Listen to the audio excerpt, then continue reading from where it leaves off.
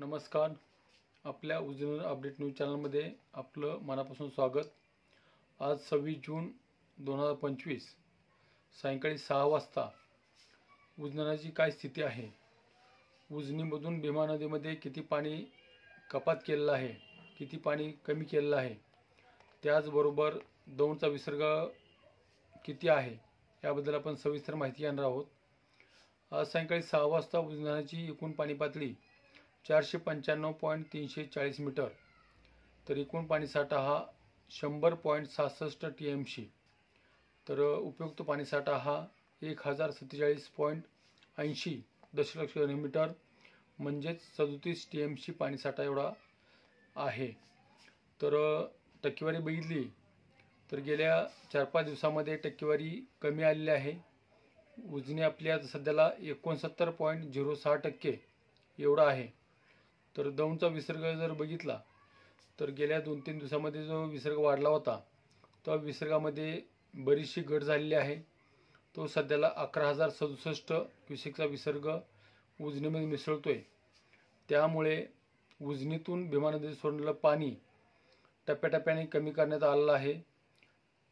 ते पाणी सकाळी 10 वाजता 30,000वरून 25,000 करण्यात आलं.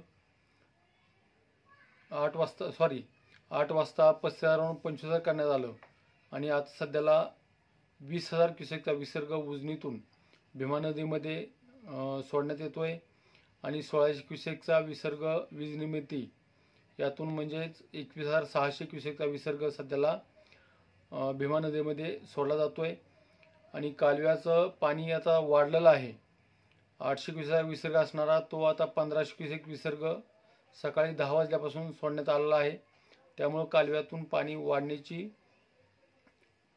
वाढणार आहे. आणि खरं तर सिनामाडा उपसा सिंचन, दहेगाव उपसा सिंचन ही योजना चालू करणं गरजेचं असताना सुद्धा भीमा नदीतून पाणी सोडलं जात आहे. ह्या पाण्यामुळं फायदा तर काहीच नाही, परंतु शेतकऱ्याचा फायदा होत असेल तर सिनामाडा उपसा सिंचन असेल किंवा दहेगाव उपसा सिंचन असेल, ह्या योजनेतून पाणी सोडणं गरजेचं आहे.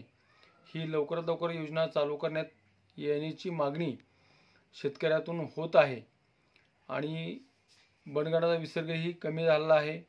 वीरचाही विसर्ग सध्याला कमी झालेला आहे. त्यामुळं आता सध्याला भीमा नदीच्या पात्रात जे पाणी आहे ते पाणी सकाळी 71,000 क्युसेकचा विसर्ग नीरा नरसिंगपूरमध्ये होता.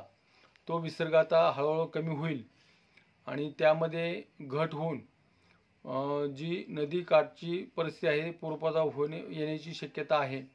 तर अशाच उजनीच्या ताज्या घडामोडीसाठी, ताज्या अपडेटसाठी आपल्या उजनीर अपडेट न्यूज चॅनलला लाईक करा, सबस्क्राईब करा, शेअर करा. उजनीर अपडेटसाठी बेंबळेहून सिद्धेश्वर शिंदे. धन्यवाद.